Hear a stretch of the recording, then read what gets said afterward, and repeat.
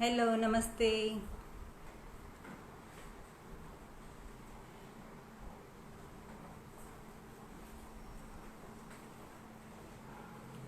Hi mom.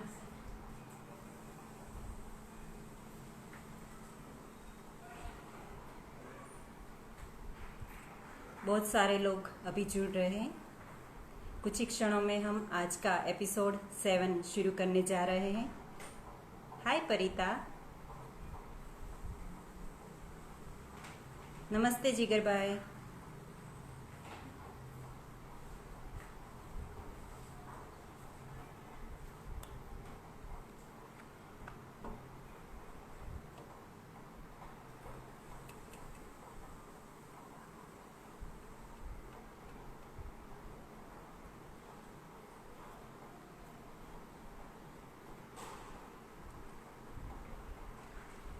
नमस्ते all of you.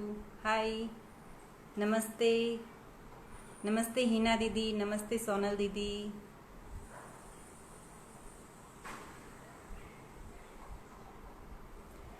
नमस्ते। मैं प्रतिभा लश्करी आचार्य अपनी यह इंस्टाग्राम लाइव सीरीज गुरु श्री धर्मश्री भाई शाह शिष्य श्रृंखला में आप सभी का हार्दिक स्वागत करती हूँ। आज का एपिसोड 7 हम शुरू करने जा रहे हैं गुरु वंदना के साथ। गुरु वंदना गाएगी दिव्यश्री आचार्य।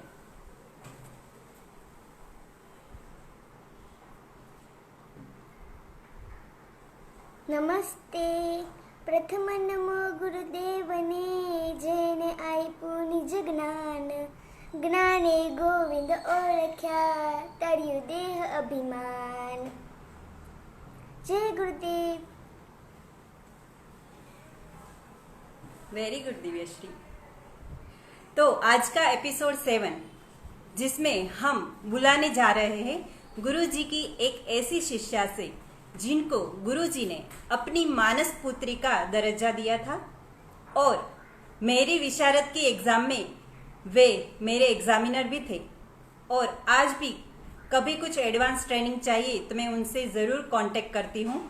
तो हमारे प्यारे रिस्पेक्टेड दीदी को मैं बुलाना चाहूंगी आप सभी की अनुमति के साथ, स्वातिबेन मेहता।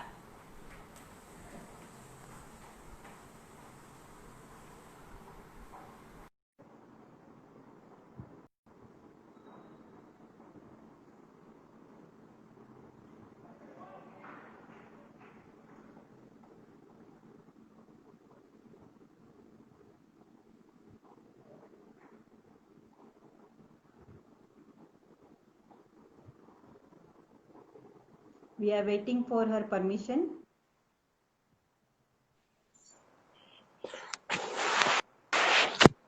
नमस्ते स्वातिबेन, डॉक्टर स्वातिबेन मेहता। नमस्ते नमस्ते। आपका हार्दिक स्वागत है हमारे एपिसोड 7 में। जय श्री कृष्णा। ओके जयती, थोड़ा और नीचे कर दो। हाँ, થોડા નીચે. ઓકે. हाँ।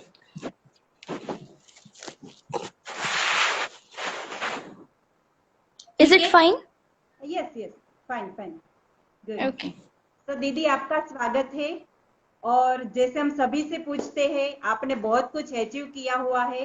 3 बार रिसर्च आपने किया हुआ है और पीएचडी की पदवी डॉक्टरेट प्राप्त किया हुआ है। तो हम आपसे जानना चाहेंगे कि आपने गुरुजी के साथ ये जो कथक की जर्नी शुरू की है वे कैसे की है। जरूर प्रतिभा, सबसे पहले तो मैं तहे दिल से आपका शुक्रिया अदा करना चाहूंगी कि इस कार्यक्रम में आने का मुझे मौका दिया और गुरुजी को स्वर्णांजलि देने का एक अच्छा सा सद्भाग्य मुझे प्राप्त हुआ है।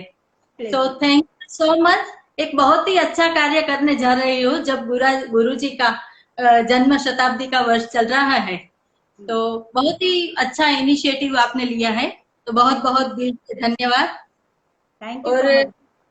हाँ, सबसे पहले मैं बात करना चाहूंगी कि मेरी डांस की जर्नी कैसे स्टार्ट हुई। तो जब मैं छोटी थी तो तब से मुझे प्रकृतिगत सौंदर्य का आकर्षण पहले ही था। कुदरत की नयन रम्य सृष्टि में मुझे अजीब सा संगीत सुनाई देता, नृत्यमयम जगतम दिखता और मेरे पैर थिरकने लगते। सतत में नाचती कूदती ही रहती थी। मेरे पिताजी डॉक्टर जयंत भाई व्यास भावनगर यूनिवर्सिटी में गुजराती भाषा साहित्य भवन के हेड ऑफ द डिपार्टमेंट थे। अरे वाह। तो हमारे हर शनिवार रात को महफिलें होती थी, काव्य गोष्ठी, साहित्य गोष्ठी। तो उसमें काव्य पठन, साहित्यिक चर्चाएं, ड्रामा विषयक सभी चर्चाएं होती रहती थी और मैं सुनती रहती थी। उसमें से थोड़ा कुछ मुझे समझ में आता और बहुत कुछ समझ में नहीं आता था। फिर भी गुजराती काव्यों के प्रति मेरा एक लगाव पैदा होने लगा था कि मैं मनगढ़ंत रूप देकर गाना गाने लगती, नाचने लगती और अपने तरीके से जैसा मैं डांस करती वो देख के मेरे मम्मी पापा ने सोचा कि इसको इतना अच्छा लगता है डांस करना, तो हमें गुरुजी श्री धर्मसिंह भाई शाह के यहाँ कला क्षेत्र में भेजना ही चाहिए। तो इसी तरह पापा जी मुझे लेके गए और मेरा डांस का सीखने का जो जर्नी है वो स्टार्ट हुआ। अरे उस समय मेरे साथ शिल्पा अंधारिया, जो पंडित रसिक लाल जी अंधारिया की बेटी है और अभी उत्तम कोटि की गायिका है, हम दोनों ने साथ शुरू किया था। अरे वाह। तो डांस सीखने जाते तो नई नई साइकिल उस समय मिली थी हमें, क्योंकि घर से क्लास तक आने जाने कोई छोड़ने वाला ना हो, तो अब आप खुद ही जाओ और खुद ही सीखो ऐसा करके। तो नई नई साइकिल, नए ड्रेस मिले थे अच्छे वाले। तो बहुत उत्साह से, उमंग से डांस क्लास जाते। गुरुजी दोपहर का मेरा क्लास था उस समय 3 बजे का। तो जब तक गुरुजी आते, मैं और शिल्पा, वो दक्षिणामूर्ति का रास्ता बहुत स्लोपी है ना, तो उसपे साइकिलिंग करना हम दोनों को बहुत अच्छा लगता था। जब तक गुरुजी नहीं आते हम दोनों पूरा राउंड ही लेते रहते। तो गुरुजी आए कि हाउ करो, अभी डांस करना बाकी है, अपने पैरों में ताकत रखो, ऐसा बोल के क्लास में अंदर हम लोग जाते और फिर डांस सिखाने का जो हमारा था शेड्यूल, उस हिसाब से हम लोग चलते रहते थे। तो बहुत ही आनंद और उत्साह से, उमंग से हर दिन दूसरे दिन का इंतजार रहता था, कब 3 बजे और कब मैं क्लास पहुंच जाऊं। इतना अच्छा वो समय था, गोल्डन मेमोरीज जिसे आप बोल सकते हो। हमारा जो क्लास है वो परिमल, आपने देखा हुआ है, परिमल चौक के एक बाजू दक्षिणामूर्ति स्कूल और दूसरी तरफ घरशाला, बीच में क्लास था। तो दोपहर का टाइम दोनों स्कूल में शायद इंटरवल रहता था, तो छोटे छोटे बच्चे आके क्लास में आ जाते और थोड़ा वो ताता थे या ना दिन दिन ना करके, वो 7 खिड़कियां थी क्लास में आजू बाजू, तो वहां पे लटक के पूरा ताता थे या नादिन दिना चिल्लाते रहते, ऐसा कुछ अजीब सा बर्ताव करते रहते। तो गुरुजी उनके साथ इतना कभी कभी फ्रेंडली बिहेव करते थे, कभी चिढ़ाते भी थे और कभी क्या करते कि उनको ऐसे बारी में जाके खिड़की में ही पकड़ लेते थे, कभी दरवाजा खोल लेते और आजा तुझे अब मैं नादिन दिना सिखाता हूँ, तुझे नादिन दिना करना है ना, चल आ मेरे पास, मैं तुझे सिखाता हूँ। तो एक अजीब सा वो माहौल बन जाता था, क्योंकि मैं बोलूं, हम लोग जो कथम में ठुमरी करते हैं, मोहे छेड़ो ना, क्योंकि आज जब मैं वो 3 बजे का टाइम और वो बंदर की टोली जो आती थी वो टाइम याद करती हूँ, तो मुझे ये ठुमरी अक्सर याद आ जाती है। क्योंकि मोहे छेड़ो ना ठुमरी जो है, उसमें क्या होता है कि गोपी जो है वो कान्हा को बोलती है कि मोहे छेड़ो ना, मुझे सताओ मत, कलाई मत मरोड़ो, बाल मत खींचो, सब ये भाव पूरे रहते थे। 2.5 मिनट की ठुमरी है, उसमें 2 मिनट तक पूरा ऐसे ही भाव छेड़छाड़ के रहते थे और मोहे ऐसा ना करो ना करो। मगर ठुमरी के अंत में क्या होता है कि दिल की बात जो है वो आखिर जुबा पर आ जाती है और गोपी क्या बोलने लगती है, मोहे छेड़ो ना, बड़ा अच्छा लगता है, प्यारा लगता है। तो यही बात थी, जब बच्चे आते थे तो उस चिढ़ा के भगा देते थे, थोड़ा पनिश भी करते थे और 8-10 दिन बीत जाए और बच्चे ना दिखे तो भी गुरुजी हमको सिखाते सिखाते याद करते कि देखो उस दिन मैंने बहुत ज्यादा डांट दिया था क्या, बच्चे आने क्यों बंद हो गए हैं, ऐसा। तो अजीब सा, तो गुरुजी को बच्चों के प्रति लगाव मैंने उनकी आंखों में देखा है कि वो बंदर की टोली थी, चाहे चिढ़ाती हो या प्यार से उसे टेकल करते थे, और सिखाते समय भी हमारे साथ जो छोटी छोटी बच्चियां थी तो उसको पूरा मिमिक्री करते, वो जैसे खड़ी रह के ऐसे ऐसे हिलती डुलती रहे। आप सभी ने क्लास में ये नोटिस किया हुआ है, इसीलिए ज्यादा नहीं बोलूंगी।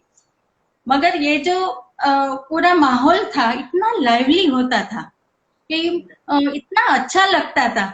डांस तो सीखना ही रहता ही था, मगर डांस के साथ जो ये सब होता था ना, वो एक अलग ही माहौल का क्रिएशन हो जाता था। तो फिर मैं हाई स्कूल में आ गई ऐसे 2 साल के बाद। तो हाई स्कूल में आई तो मेरा डांस क्लास का टाइम मॉर्निंग शिफ्ट में हो गया। तो मॉर्निंग में मुझे याद है मैं पहली बार जब गई तो क्या हुआ था कि उस समय विशारद वाले प्रैक्टिस, उपेन भाई, मंगल भाई, आरती बेन, शेफाली, तेजा, वो सब अच्छी तरह से डांस कर रहे थे। और वो पद म्यूजिक भी मुझे आज याद है, धमार गौर तन हर गंग शीरधर, गुरु जी गा भी रहे थे और तबला भी बजा रहे थे, और ये सब प्रैक्टिस कर रहे थे विशारद की। तो मुझे इतना अच्छा लगा क्योंकि मैंने पहली बार उस समय धमार भी पहली बार सुना था। तो एक अजीब सा आह्लादक, जिसे बोलते, मुझे लगा मैं मंदिर में जैसे मैंने प्रवेश कर दिया हो, ऐसा अजीब सी मुझे अनुभूति हुई। और पीछे वाली जो खिड़की रहती थी वो मेरी जगह थी, मैं वहीं पे बैठ के पूरा देख के लिया करती थी। तो उसके बाद तो मेरा तय हो गया कि मैं हर रोज आधा घंटा पहले ही आकर वो खिड़की के ऊपर बैठ जाती थी, क्योंकि विशारद जो करते थे उनकी प्रैक्टिस मुझे देखनी थी। रसिक लाल जी के अलग अलग अनेक पद, विविध पद पर वो लोग भाव अंग करते, कभी ताल करते, कभी ध्रुपद, शंकर शिव गंगाधर का, और एक से बढ़कर एक। तो मैं खो जाती कि मैं कब बड़ी होंगी, कब मुझे ये सब सीखना मिलेगा। ऐसा करके मेरा टाइम, मैं अपने आप को एक वो देती थी, आश्वासन देती थी कि नहीं नहीं, मेरा भी नंबर आएगा, मैं भी विशारद करूंगी। आगे आगे जाके 10th में और 12th में मैंने ड्रॉप ले लिया, पढ़ाई के ऊपर कंसंट्रेट जो करना था। तो 12th में मुझे मेडिकल में जाना था, मगर 1 मार्क्स की कमी की वजह से मुझे मेडिकल में नहीं मिला। डेंटल कॉलेज में मुझे एडमिशन मिला। वहां पर 1.5 या 2 महीना में रही, मगर मुझे एक बात अच्छी तरह से समझ आ गई कि ये माहौल मेरे लिए नहीं है। मैं ये डेंटिस्ट बनूंगी ऐसा मुझे कुछ मन में जचा नहीं। तो मैंने वो लाइन छोड़ दी मेरे पापा को बुलाकर, क्योंकि उस समय काउंसलिंग जैसा कुछ नहीं था। तो गुरुजी और पिताजी ने दोनों ने मुझे इस समय, क्योंकि एक मेरा सपना जो है वो चकनाचूर हो गया था कि मुझे डॉक्टर ही बनना था। मैंने लाइफ में कुछ और सोचा ही नहीं था कि मैं अगर डॉक्टर नहीं बनी तो मैं क्या करूंगी। तो उस समय गुरुजी और मेरे पापा ने मुझे एक अलग ही माहौल की ओर मोड़ दिया, जीवन को एक तरह से। वी कैन अंडरस्टैंड दीदी कि कोई एक सपना होता है वो फुलफिल नहीं होता तो क्या महसूस हो सकता है। बट आप बहुत लकी है कि आपके पास दो दो ऐसे पिलर थे, गुरुजी और आपके पापा, कि आपको वो सोच से कहाँ पहुंचा दिया। हाँ, एक यहीं से अच्छा सा टर्निंग पॉइंट आया मेरी लाइफ में। और विशारद मध्यमा पूर्ण तक तो हो गया था मेरा। तो विशारद में एंटर हो गई। तो उस वक्त क्या था कि विशारद के रंगमंच के लिए सरस्वती वंदना गुरुजी हमें सिखा रहे थे। राग हंसध्वनि की रचना थी, विहरती ब्रह्म नंदिनी, पंडित रसिकलाल जी की वो कंपोजिशन था। तो गुरुजी ने हम 5 को अपने घर पे बुलाया, प्रैक्टिस क्लास के अलावा एक्स्ट्रा टाइम पे हमें बुलाते थे प्रैक्टिस के लिए। तो जब मैं पहली बार गई तो गुरुजी के घर मेरा पहली बार उस समय जाना हुआ था। तो सुंदर बगीचा, घर की अच्छी सी साज सजावट और रंग बिरंगी फूलों से भरी एक थाली थी मोगरे की। तो बेहद खुशबू इतनी अच्छी आ रही थी और आह्लादक वातावरण, मुझे इतना अच्छा लगा उस समय। उस समय मैं पहली बार झवेर माँ से मिली, अपनी गुरु माँ से। हाँ। उनसे इतनी इम्प्रेस हुई क्योंकि झवेर माँ जो माझीराज में टीचर थी, काम भी करती थी और घर भी अच्छी तरह से रखा था, खाना भी अच्छी तरह से पकाती थी। गुरुजी का तो इतना अच्छा ख्याल रखते हैं, झवेर माँ के क्या बात बोलूं। तो उस समय जो भी देखते गुरुजी के घर पे देखते तो वो कॉपी करने की कोशिश करती। जैसे मैंने बोला ना कि मोगरे की फूलों से भरी थाली, तो पूरा घर का माहौल कैसे अलग ही हो जाता है। तो आज भी मैंने जो कुछ सीखा है वो तो अलग अलग ये गुरुजी के साथ जुड़े हुए जो मेरे अनुभव है उससे ही प्रेरित होके आज भी मेरे ड्राइंग रूम में मैं अक्सर फूलों का ताजे फ्रेश फ्लावर्स मुझे बहुत अच्छे लगते हैं, खुशबू वाले भी और जो दिखने में बहुत सुंदर हो वो भी मुझे अच्छे लगते हैं। तो ये मुझे प्रेरणा उधर से ही मिली कि खाली डांस करना एक कला नहीं है, राइट। घर सजावट, फूलों को कैसे रखना है, खाना कैसे पकाना है, परोसना कैसे है, और अलग अलग वेराइटीज बना के जब भी हम गुरु जी के घर पे जाते तो गुरु माँ अलग अलग कुछ ना कुछ खाए बगैर हम लोग कुछ जाने ही नहीं देती थी। और कुछ नहीं तो नींबू पानी ही हम लोग पी लेते, मगर कुछ ना कुछ आप भी करे। तल की चीकी जैसे है, मुझे वो चीकी बहुत याद है, इतनी अच्छी तरह से गुरु माँ बनाती थी। आज भी जब सीजन आते हैं तो मुझे वो गुरु माँ की चीकी बहुत याद आती है कि उतना जितना अच्छा मैंने बनावट कभी नहीं देखी गुरु माँ की। हाँ, इतनी अच्छी तरह से वो बनाती थी। तो गुरु जी और गुरु माँ का जो श्रेष्ठ दाम्पत्य जीवन मैंने देखा तो उससे एक अलग ही जीवन के पहलू की मुझे पहचान हुई कि हाँ, पत्नी जो है वो पति को कैसे सपोर्ट करती रहती है, उसके हर नक्शे कदम पर उसके साथ चलती रहती है। और इतना गुरुजी हमेशा बोलते कि मारू डाबू अंग बहु मजबूत से, माने कि उनके बेटर हाफ के बारे में ये अक्सर बोला करते हैं, आप सभी लोगों ने सुना होगा। तो ये एक बहुत अच्छा मुझे उधर से सीखने को मिला कि शादी के बाद हमें कैसे रहना है। हम सीखने जाते थे डांस, मगर इसके साथ हमने जो सीखा है ना वो अगर कहीं और जाते तो ये सब हमें सीखने नहीं मिलता। तो मैं बड़ी सद्भागी हूँ कि गुरुजी के पास हमें सीखने का मौका मिला है। और ये सब बहुत ही सिंपल लिविंग था उनका। आज भी झवेर माँ के घर जाओ तो आपको देखने मिलेगा, मगर थिंकिंग लेवल जो है वो इतना हाई है, उनकी विचारधारा जो है वो इतनी बढ़िया थी। हम लोग विशारद के बाद शिक्षा विशारद अलंकार तो अक्सर घर पे आते जाते रहते थे।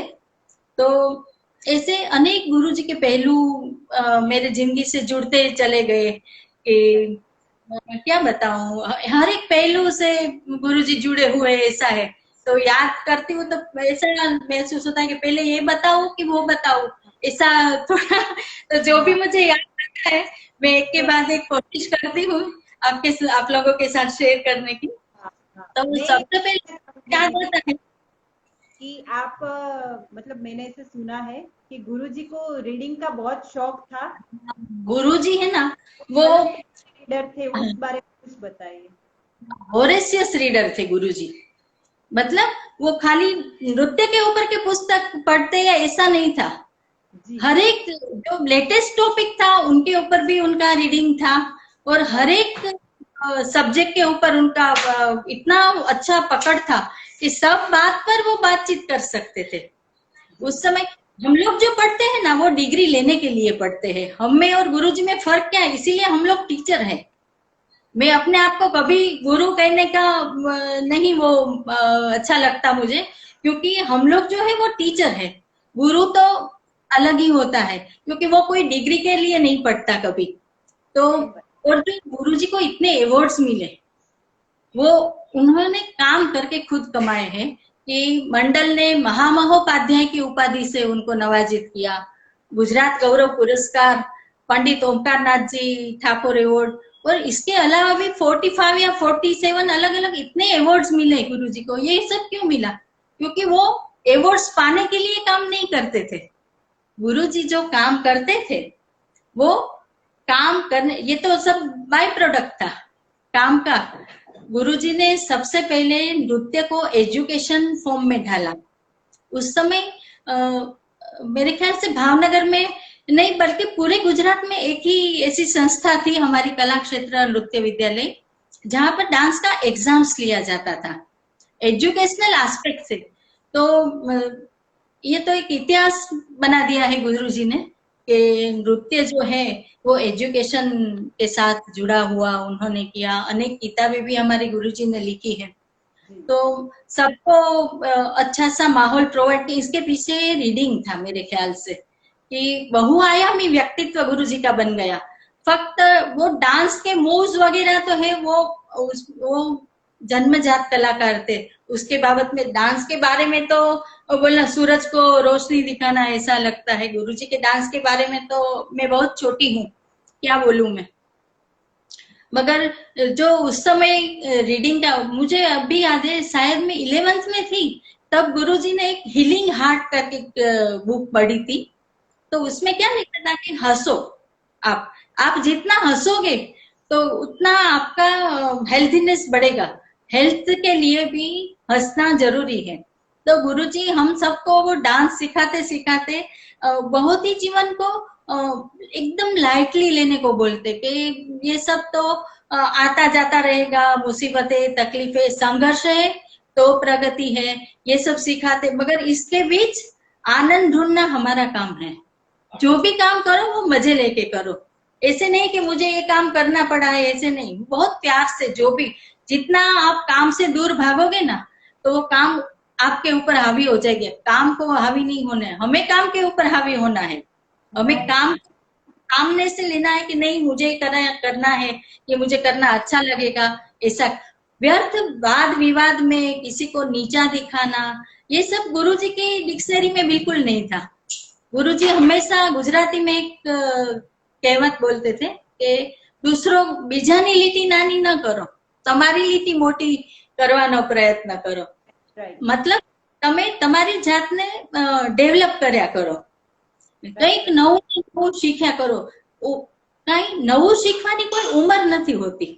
આ गुरुजी सब जो गुरुजी के हैं ये खास बातें थी जो गुरुजी नृत्य के 2 या 3 स्टेप कम अगर तुमको आएंगे तो वो चलेगा, मगर जो जीवन का लय ताल है वो कभी बिगड़ना नहीं चाहिए। वो संतुलन जो है वो बना। तो इसी वजह से गुरुजी और मेरे पापा जी हाँ एक और बात मैं बताना चाहूंगी कि मैंने बोला ना कि गुरुजी मेरे जीवन के हर पहलू से जुड़े हुए हैं। तो मेरी तो शादी भी कला क्षेत्र के रंगमंच से ही हुई है। तो उस समय क्या हुआ था कि अलंकार का फर्स्ट ईयर का रंगमंच प्रदर्शन था। तो नटराज की पूजा करते थे हम लोग, याद होगा तुम्हें भी।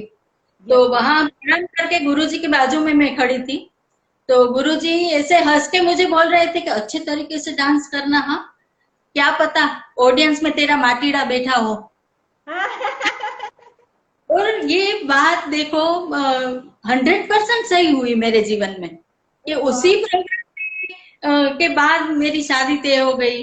और पूरा क्रेडिट मैं तो कला क्षेत्र के रंगमंच को ही दूंगी कि रंगमंच प्रदर्शन है वो एग्जाम तो था ही, पर दूसरी तरह से भी मेरे लिए एग्जाम बन रहा ऐसा था।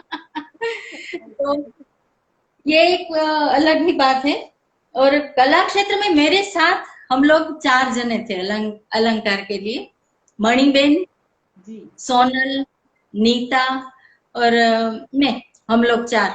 तो हम लोगों ने गुरुजी की कॉपी करने हेतु क्या किया था कि गुरुजी जैसे जब्बा पहनते थे ना, वैसे मैं, सोनल और मणिबेन तो अक्सर ये येलो वाला जब्बा लेके आए थे और गुरुजी की तरह जब्बा पहन के ही प्रैक्टिस पूरा 1 या 1.5 साल तक हमने वो जब्बा पहना। और जब्बा पहन के ही तो क्लास होने के बाद भी जब हम तीनों एक साथ निकलते थे तो भी आजू बाजू जो थे वो हमें देखते रहते, ये कौन निकला ये येलो वाले। तो एक तो हम लोगों ने बहुत आनंद लिया है हमारे ग्रुप में। कला क्षेत्र की मेरे ख्याल से गुरुजी का यही एक था कि वो टीम हमारी इतनी अच्छी बना देते थे कि जो हम अपने साथ जो रहते थे उनके साथ बहुत अच्छी तरह से जुड़ जाते थे। जैसे मणिबेन है, सोनल है, नीता है, मनीषा मच्छर, शिल्पा शाह, हिना, अ, अगर किसी का नाम भूल जाऊं तो मुझे माफ करना, मगर ये पारुल गांधी थी उस समय, नीपा। तो ये सब हम इतना अच्छा हमारा ग्रुप बन गया था कि पूरी टीम एक दूसरे के लिए काम करती, एक के लिए पढ़न करती, कोई हारमोनियम पे लेरा बजाता, वो तैयार होने में एक दूसरे को हम लोग मदद करते थे। वो कंपटीशन की भावना या ऐसा कुछ नहीं था। परस्पर एक में के पूरक बन के पूरी हमारी टीम ही काम करती। तो इतने सारे प्रोग्राम्स हमने किए, यूथ फेस्टिवल्स में गए, इंटर यूनि फेस्टिवल्स में गए हम लोग। तो ये सब संभव हुआ ये गुरुजी के जो दिखाए रास्ते ऊपर हम लोग चले थे कि पूरी टीम बनाकर हमने काम किया था, एक एक करके नहीं। तो अलंकार में तैयार उसी समय हमें हाँ एग्जामिनर बनने का चांस मिला था। तो गुरुजी पूरा प्रोग्राम हमारा बना देते कि अगर सोनल एग्जामिनर बने तो सोनल के साथ मुझे जाना होता, अगर मैं एग्जामिनर बनूं तो मेरे साथ सोनल आती, क्योंकि नीता बाद में अहमदाबाद चली गई थी, मनीबेन तो एनसीसी के ऑफिसर थे तो उनको भी डिस्टर्ब नहीं करना था, तो बचे मैं और सोनल। तो हम दोनों को ऐसे जोड़ दिया गुरुजी ने कि मेरी बात करूं तो मुझे अहमदाबाद मुकेश भाई जोशी के यहाँ एग्जाम लेने जाना था। तो गुरुजी ने पूरा प्रोग्राम हमारा तय कर दिया कि सुबह 4 बजे एसटी बस से निकलना है, उधर मुद्रिका बेन जानी के यहाँ जाना है, वहां मुकेश भाई आप सबको लेने आएंगे। और वहाँ एग्जामिनर जैसे एग्जाम्स खत्म हो जाए उसके बाद तुरंत ही ऑटो लेके आपको फिर एसटी स्टॉप पे जाना है, रात से पहले, ज्यादा रात नहीं होनी चाहिए, उससे पहले आपको भावनगर पहुंच जाना है। तो उस हिसाब से ही हम लोग चलते थे। और मैं और सोनल वो ठस्से में पूरे बन ठन के कि वाह भाई वाह हम लोग तो एग्जामिनर बन गए हैं, इतना मैंने और सोनल ने मजा लिया है उस समय तो कि क्या बात बताऊं। तो एग्जाम भी हो गई, एग्जाम के बाद वो अंक तालिका हाथ में आई। तो ये तो कभी पहली बार हमने एग्जामिनर भी पहली बार बने थे तो वो कैसे फिलअप करना है वो नहीं आता था। तो फिर वापस गुरुजी के पास, गुरुजी ये क्या करना है, इसमें कुछ समझ में नहीं आता है, क्या करना है। तो गुरुजी ने बोला मणिबेन के पास जाओ, वो तुम्हें पूरा समझा देगी। तो मणिबेन ने वो पूरा समझाया कि ऐसे ऐसे टोटल बनाना है, फर्स्ट क्लास में ऐसा आएगा, सेकंड क्लास में ऐसा, ये पूरे प्रोसीजर मुझे बताई। यही कला क्षेत्र के गुरुजी की खासियत ये यही है कि मणिबेन जैसी बड़ी बहन जो मुझे इतना अच्छी तरीके से सिखाया। फिर जो पहला मेरा चेक आया था, तो चेक में तो बैंक में अकाउंट मेरा नहीं था उस समय, तो वो प्रोसीजर भी मणिबेन ने मुझे सिखाई।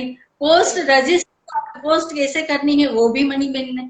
तो एक दूसरे के साथ इतना अच्छा लगाव हमारा रहता था। और कोई भी आज भी देखो जिगर मेरे छोटे भाई जैसा है, तो मुझे कभी कोई आर्टिकल लिखना हो या कुछ जरूरत पड़े कि गुरुजी का ये फोटो चाहिए, वो न्यूज़पेपर में वो आया था ना वो मुझे चाहिए, तो जिगर को कोई भी टाइम हो मैं फटाक से फोन लगा लेती हूँ, परेशान करती हूँ जिगर को। अगर अपना छोटा भैया है ना तो आपसे एक हाँ हाँ एक रिक्वेस्ट तो करना चाहूंगी कि मणिबेन की अभी बात आई है ना, तो मुझे एक श्रेय मणिबेन को और देना है कि हाँ जी मैंने सुना है कि शिक्षा पारंगत की जो हमारी अखिल भारतीय मंडल की जो एग्जाम होती है उसमें सबसे पहले शिक्षा पारंगत करने वाले हमारे मणिबेन थे। हाँ, मणिबेन सबसे पहली थी। जी और मणिबेन के बाद 10 साल के बाद मैंने किया शिक्षा पारंगत। जी जी और उसी समय हाँ तो बहुत ही मणिबेन आज भी, उस समय उन्होंने एमए विथ इकोनॉमिक्स किया था। हम तो कॉलेज में अभी स्टूडेंट लेवल पे थे तो ज्यादा कुछ अकल नहीं थी उस समय तो सब तो मणिबेन जो भी बोलते या सिखाते उस रास्ते पे हम लोग चलते रहते थे, ऐसा रहता था। तो इससे गुरुजी ने हमें आत्मनिर्भर बनना सिखाया कि अकेले जाओ, खुद अपना सब कुछ मैनेज करो।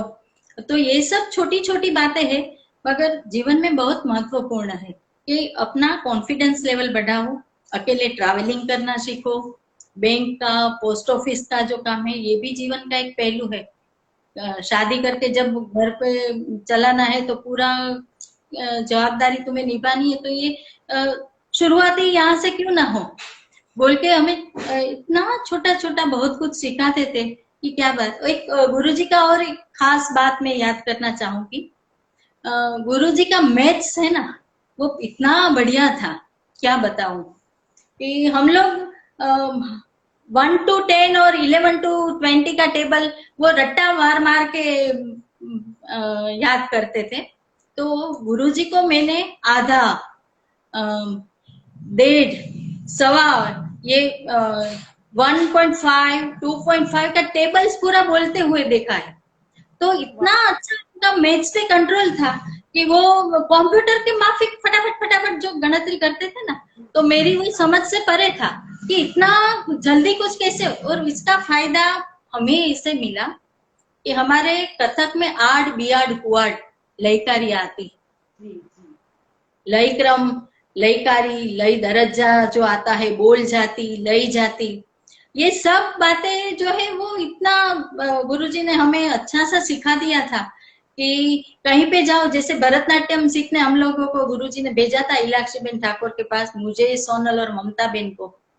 तो वहां पर वो कोई भी नई चीज सीखने के हो तो जो काउंटिंग जो होता है ना, वो इतना हम लोग पकड़ लेते थे फटाफट करके। तो उधर के जो भरतनाट्यम के स्टूडेंट्स थे वो थोड़ा समय लेते थे, और हमारा जो है वो काम फटाफट इतना जल्दी हो जाता था कि सब लोग बोलते ये आप कैसे कर रहे हो। इलाक्षी बेन तो अक्सर बोला करते थे कि तेरे गुरुजी ने तुझे कौन सी जड़ी बूटी खिलाई है जो इतना फटाफट तू याद रख लेती है और काउंटिंग तेरा हो जाता है। तो एक गुरु दूसरे गुरु के पास हमें सीखने भेजे, इलाक्षी बेन के यहाँ भरतनाट्यम। तो मैंने तो ऐसा कभी नहीं देखा कि इतना बड़प्पन कि नहीं तुम्हें, क्योंकि मेरी मम्मी मैंगलोर की, उड़ीपी मैंगलोर की है, तो मेरी मम्मी को डांस का बहुत शौक था। मम्मी की क्लास की जो फ्रेंड्स है उस समय सब लोग भरतनाट्यम सीख रही थी। और कृष्णानी बेगनी बारो बहुत सी अच्छा कन्नड़ा गीत है, तो वो मम्मी को बहुत याद रह गया था। तो ये जो अलंकार में ये सेकंड सब्जेक्ट के तौर पे भरतनाट्यम सीखने को आया, तो मम्मी ने बोला अभी तुझे आगे आरंगेत्रम नहीं करना है, कुछ और सोच। आरंगेत्रम तो सिर्फ स्टेज परफॉर्मेंस है, भरतनाट्यम में तुझे मास्टरी हासिल करनी है। तो मैंने गुरुजी को बताया कि गुरुजी घर से मुझे ना बोल रहे हैं कि आरंगेत्रम खर्चा भी इतना आता है, और मम्मी भी ना बोल रही है कि आरंगेत्रम नहीं करना है, बढ़िया मास्टरी तुझे लेनी है भरतनाट्यम में। तो गुरुजी ने मुझे बताया कि आरंगेत्रम वैसे भी ठीक है, तेरे लिए विशारद करना ही बेहतर रहेगा। तो गुरुजी ने मुझे समझाया आरंगेत्रम क्या होता है और विशारद का पूरा कोर्स है, वो सीखने से मुझे क्या फायदा होगा। तो नहीं, सही में ये गुरुजी का जो निर्णय था वो मेरे लिए अच्छा सा टर्निंग पॉइंट बन के रह गया, क्योंकि वो थियरी, वो काउंटिंग जो थे तीसरे जाति, क्योंकि कर्नाटकी संगीत का आधार 5 जातियां और सप्त ताल रहते थे, तो वो काउंटिंग कैसे करना है, पूरा मार्गम तेलुगु में मुझे सीखना था। थ्योरी के 2 पेपर थे, तो बहुत कुछ सीखने को मिला। अभिनय दर्पण ग्रंथ के पूरे श्लोक याद रख के हस्त विनियोग से लेकर वो पूरा अच्छे तरीके से मीनाक्षी बेन ने हमें याद कराया था। तो एक शास्त्रों से नजदीक जाने का एक मौका मिला। कि कथक है वो नॉर्थ इंडियन डांस है और भरतनाट्यम है साउथ इंडियन। दोनों के वे ऑफ डूइंग, करने का तरीका इतना अलग है, मगर दोनों के जो सिद्धांत है वो तो बिल्कुल एक ही है। उसमें हस्त मुद्राओं के नामकरण नहीं अलग है। तो ये सब बहुत अच्छी तरीके से मुझे सीखने समझने को मिला। और जब ये थ्योरी पर कंट्रोल मेरा शुरू, गुरुजी को लगा कि नहीं अभी स्वाति को थियरी अच्छी समझ में आ रही है, तो गुरुजी ने बोला, उस समय गुरुजी संगीत कला विहार के गुजराती विभाग के संपादक थे, तो उन्होंने बोला कि तू थोड़ा थोड़ा लिखना शुरू कर, इसमें एक आर्टिकल मुझे भेज। तो सबसे पहला आर्टिकल गुरुजी ने मैंने पूछा गुरुजी को कि गुरुजी मैं क्या लिखूं, तो कि हमेशा जो मेरी साथ जो तू जिज्ञासावश मुझे पूछती रहती है ना कि धर्म से नृत्य आया है कि प्रकृति से नृत्य आया है, उसी के ऊपर तू विचार कर और अपना आर्टिकल लिख। तो सबसे पहला मेरा ये आर्टिकल था कि नृत्य का जन्म कहाँ से हुआ, प्रकृति से या धर्म से। तो ये एक अलग ही माहौल मेरा जीवन में शुरू हो गया कि पढ़ाई, सोचना, कुछ ना कुछ लिखते रहना। क्लासेस मेरे चल रहे थे, मगर ये जो था कि शास्त्रों के साथ में मेरा जो लगाव था वो गुरुजी ने धीरे धीरे ऐसे बढ़ाया कि हर एक टॉपिक पे हम लोग डिस्कशन कर। मुझे आज भी याद है, विशारद, शिक्षा विशारद, अलंकार कर लिया, फिर शादी हो गई, मैं जामनगर आ गई। तो ऐसा नहीं था कि गुरुजी से मेरा कनेक्शन छूट गया। 8-10 दिन में फोन पर अक्सर बातें किया करती थी, जब भावनगर जाती थी तो मिलते ही थे, मगर गुरुजी का और मेरा अक्सर फोन पे जो हम लोग बात करते थे ना, तो वो भी लेटेस्ट प्रोग्राम हमने देखा है, कुछ नया पढ़ा हो, कुछ बुक नहीं पढ़ी है, कुछ अच्छे से पिक्चर देखे हो, ये सब उसमें आ जाता था कि गुरुजी ये वाली पिक्चर मैंने देखी, उसमें ये था वो था। वो तो डिस्कशन हमारा 1 घंटे तक कभी कभी तो चलता रहता था। तो उसी टाइम पे मुझे बराबर याद है कि दूरदर्शन पे यूजीसी का एक प्रोग्राम आता था, डॉक्टर पद्मा सुब्रमण्यम जी, नाट्य शास्त्र के ऊपर 13 एपिसोड थे। तो उन्होंने नाट्य शास्त्र के पूरे वो जो करण है, अंगहार, चारी, वो पूरा थ्योरी के साथ प्रैक्टिकल में समझाया था। 13 एपिसोड का वो बहुत ही बढ़िया था। तो हर एक एपिसोड मैं इधर जामनगर में देखती थी, गुरुजी उधर भावनगर में देखते थे। तो जैसा ही एपिसोड खत्म हो, हमारे फोन पे बातचीत चालू है, गुरुजी ये देखा, ये कितना अच्छा मूव्स ले रही थी, वो क्या कर रही थी, देखा आपने ऐसे। क्योंकि गुरुजी एक्चुअली उन्होंने जो अपनी ट्रेनिंग ली वो उदय शंकर जी के अल्मोड़ा सेंटर में, तो आधुनिक नृत्य शैली के, तो वो जो उनके मूव्स थे वो इतने बढ़िया थे कि आप लोगों ने शायद देखा होगा गुरुजी के। मैं तो इतनी सद्भागी गुरुजी की शिष्या हूँ कि जिसने गुरुजी के पास खुद गुरुजी हमें करके दिखाते थे। वो जो मींड वो पूरा लेते थे, हस्त संचालन जो पूरा उनका था वो मुझे आज भी बहुत याद है। नवरस जो गुरुजी दिखाते थे। तो ये भारतीय नृत्य परंपरा का गुरुजी ने 7 गुरुजनों से तालीम ली थी। तो हर एक शैली में कैसे सिखाना रहता था वो अक्सर हम लोग चर्चा किया करते। भारतीय नृत्य वैभव नाम की मेरी एक किताब, जो गुरुजी की प्रथम पुण्यतिथि 9 दिसंबर 2018 में, जब मैं गुरुजी के बाद का जो पहला वो विशारद का फंक्शन था कला क्षेत्र का, तो उसी फंक्शन में मेरा पुस्तक का वो विमोचन विधि किया और वो किताब मैंने गुरुजी को ही समर्पित की है। क्योंकि भारतीय नृत्य वैभव क्या है ये मुझे सीखना गुरुजी से ही मिला था पूरा।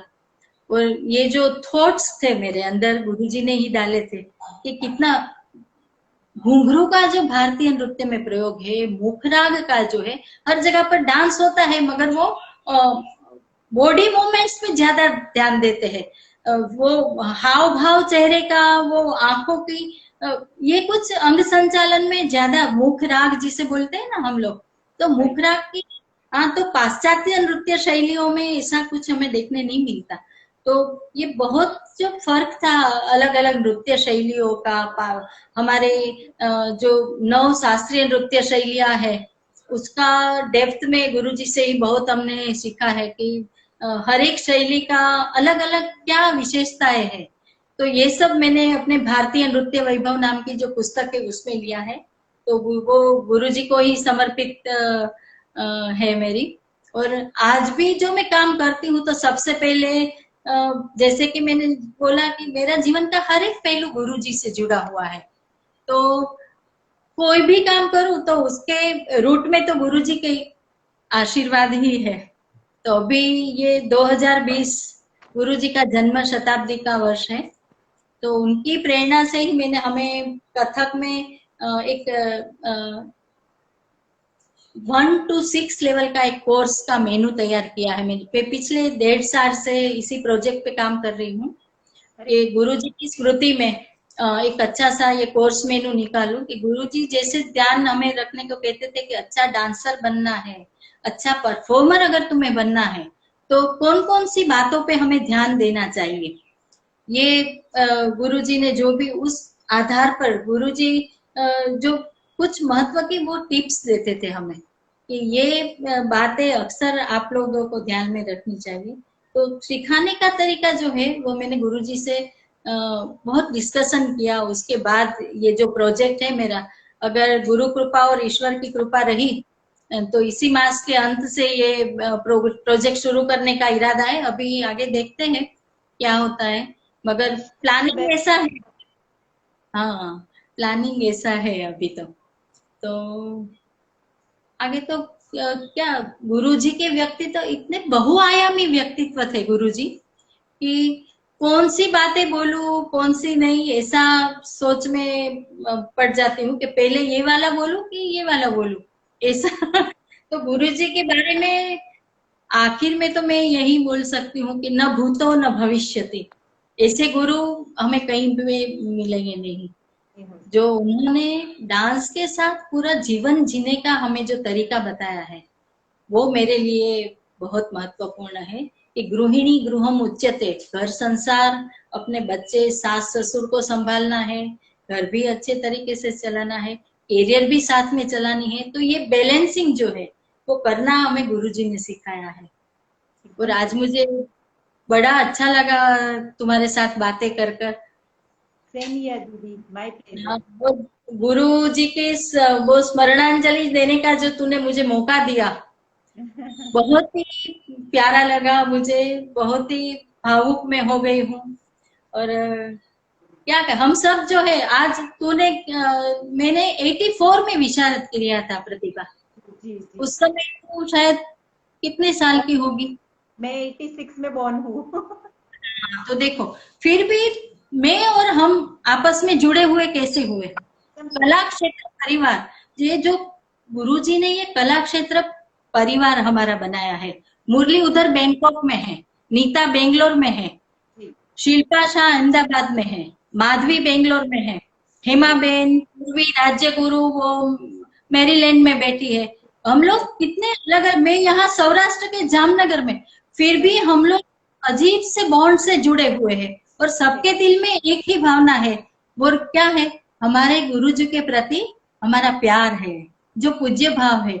हम सभी इसी बॉन्ड से जुड़े हुए, ये बंधन जो है गुरु जी का बांधा हुआ है ये कला। और हमें इस बंधन की गरिमा हमेशा निभाए रखनी है। तो मेरी तो बस यही प्रार्थना है कि गुरु जी का आशीर्वाद बना रहे और हमारा कला क्षेत्र परिवार ऐसे ही एक दूसरे के साथ जुड़ा रहे और हर पल एक दूसरे के साथ, हर पल आनंद में अपनी खुशियां बांटता रहे, अपना सब कुछ शेयर एक दूसरे के साथ करे। अभी अर्चिता मेहता ने बताया था कि 17 सालों के बाद उसने पैरों में घुंघरू बांधकर डांस किया। तो मुझे इतना अच्छा लगा कि वाह भाई वाह, ये तो बहुत बढ़िया काम हुआ।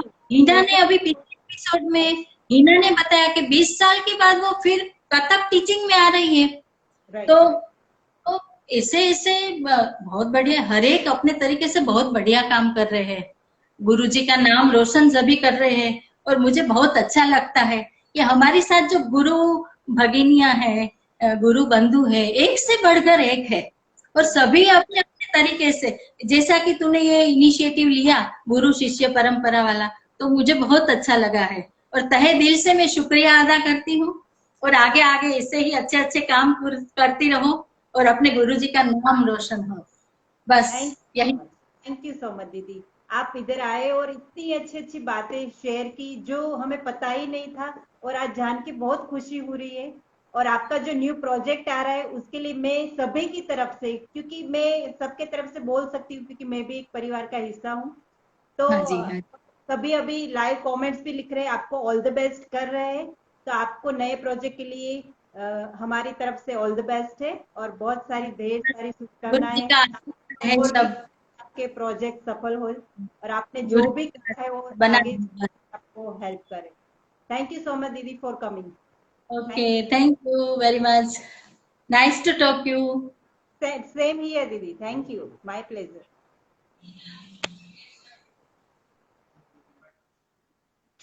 तो ये थे हमारे स्वाति दीदी, जिन्होंने बहुत कुछ अचीव किया हुआ है और बहुत अच्छी अच्छी बातें की हमारे साथ, आज शेयर किया हमारे साथ, गुरुजी की बहुत अच्छी अच्छी यादें शेयर की।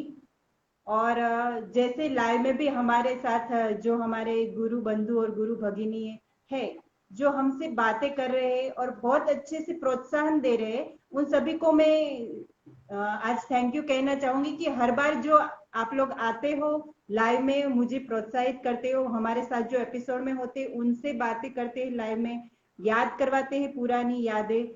तो आप सभी को दिल से शुक्रिया कि आप लोग हमसे जुड़े हुए हैं और हमें बहुत अच्छे से प्रोत्साहित करते रहते हैं। नेक्स्ट एपिसोड में वापस हम मिलेंगे गुरु जी के ऐसे ही होनहार शिष्य से या शिष्या से। तो तब तक के लिए अपना ध्यान रखिएगा। फेस्टिवल आ रहे हैं, एंजॉय कीजिएगा, बट कोरोना भी है, उसका भी खास ध्यान रखिएगा। Stay home, stay safe. जय गुरुदेव, जय हिंद।